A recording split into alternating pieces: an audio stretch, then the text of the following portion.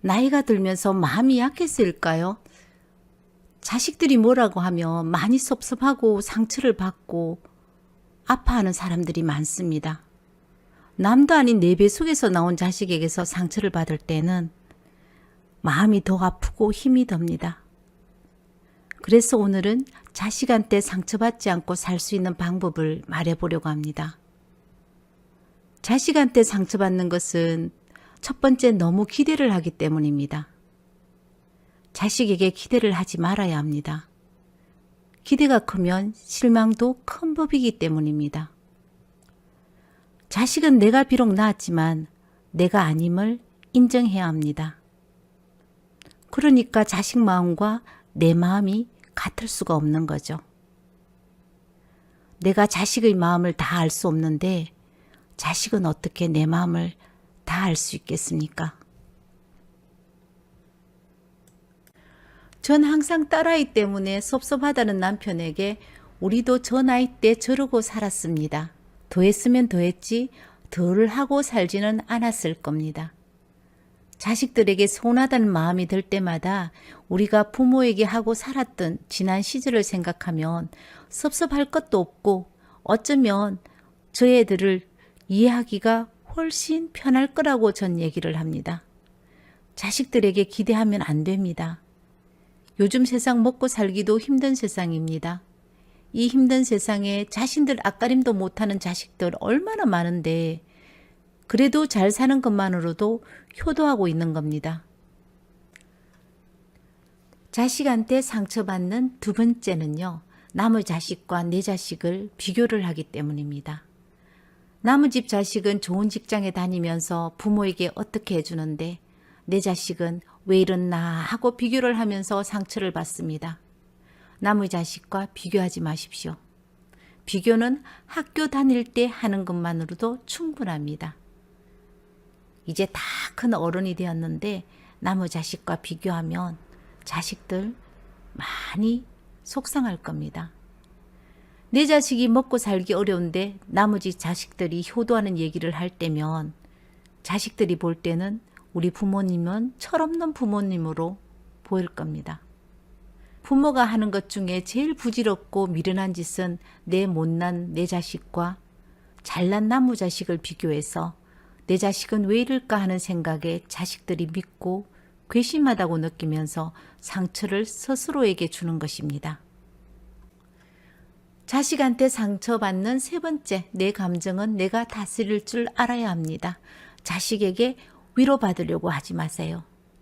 자식들이 전화를 하거나 방문했을 때 허리도 아프고 머리도 아프고 눈도 안 보이고 다리도 아프고 이래서 속상하고 화나고 짜증난다는 얘기만을 계속 한다면 자식들 싫어합니다.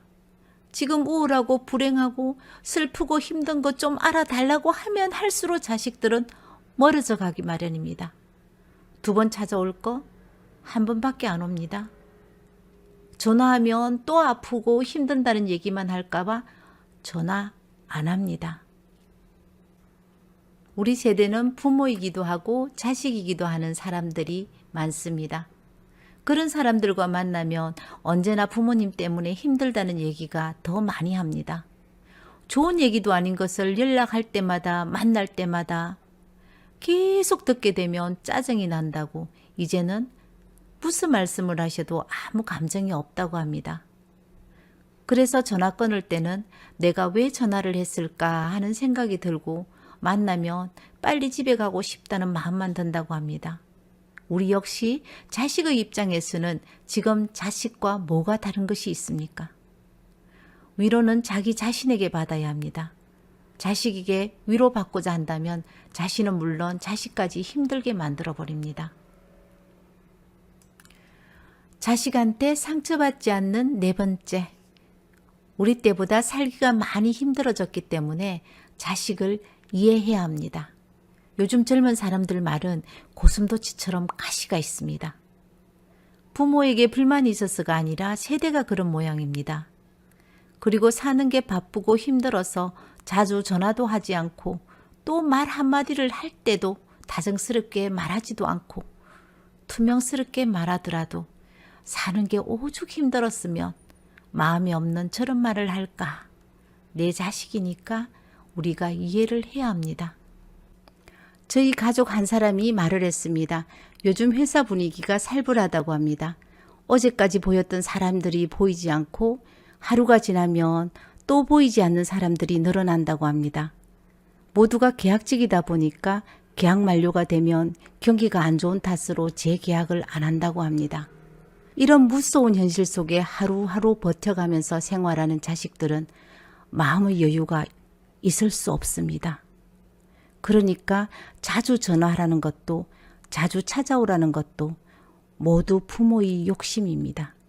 다시 말하지만 내 자식인데 부모가 이해하지 않으면 누가 이해를 해주겠습니까? 자식한테 상처받지 않는 5번째, 친구들 만나면 내 자식 자랑은 하지 맙시다. 내 친구 중에는 만나면 항상 자식 자랑이 늘어지는 친구가 있습니다. 친구 인생에는 자식밖에 없는 것이 맞다고 해도 친구들 만나면 적당하게 자식 자랑해야 합니다. 자식 자랑은 그런 말 때, 말 배울 대로 충분합니다. 그때는 모두 내 자식이 똑똑해 보이고 내 자식이 제일 예쁘고 내 자식이 천재 같다고 느끼면서 살았잖아요. 그때를 생각하시면 됩니다. 자식들이 내 마음같이 다 잘되고 다 잘 살 수가 있나요?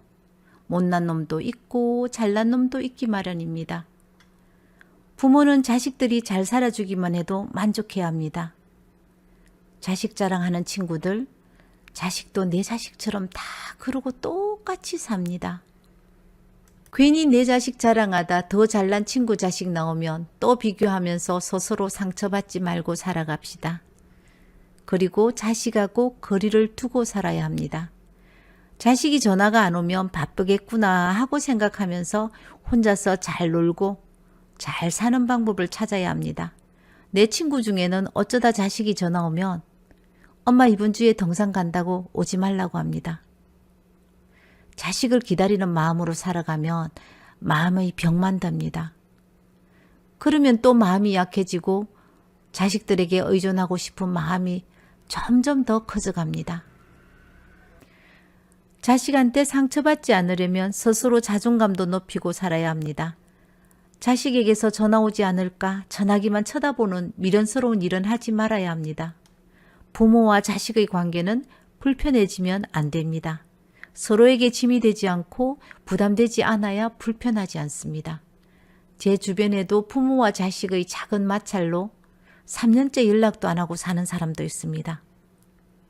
자식의 말 한마디가 부모에게 상처가 된다는 것을 대부분 자식들은 알지 못하고 살아갑니다.